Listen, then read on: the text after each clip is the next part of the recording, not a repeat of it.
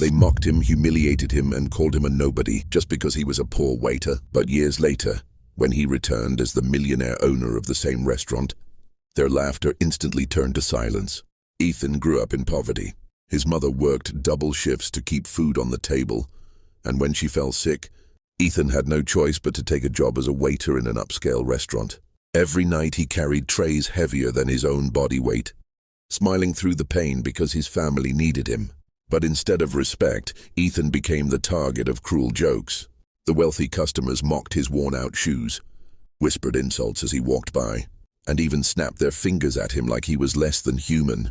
One night, a group of arrogant rich men laughed loudly, pointing at him saying, "This kid will never be more than a servant." Those words stung, but Ethan swallowed his pride. He bowed, served their food, and whispered to himself, "One day, I won't be the servant. I'll be the master of this place."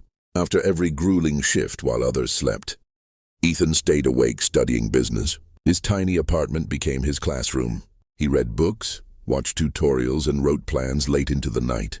Every tip he earned went into savings. While his co-workers spent money on drinks and parties, Ethan invested in himself. He failed many times. His first small catering service collapsed. His second nearly bankrupted him, but he never quit. Slowly, persistence paid off. His catering company gained loyal clients, then grew into a small chain of restaurants. Year after year, Ethan expanded, learning from mistakes, hiring better teams, and building an empire brick by brick. While those who mocked him stayed comfortable in their little worlds, Ethan kept climbing. Then one day, fate delivered the sweetest opportunity. The very same restaurant where he had been mocked and humiliated went up for sale. Without hesitation, Ethan bought it.